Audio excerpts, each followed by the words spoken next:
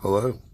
Today we have a brass Zippo that is custom with cedar. Now, I took a regular solid brass Zippo from 2013. Year doesn't matter, it was just any brass Zippo. And I made a cedar plate for the front and the back, and top and bottom, obviously.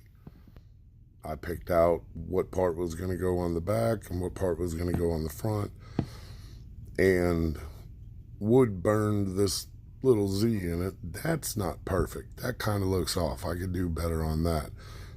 I also used black epoxy instead of clear epoxy, and you can kind of see it. But this is the second one I've made. So far, it's the best one I made. If you like it, hit like and subscribe.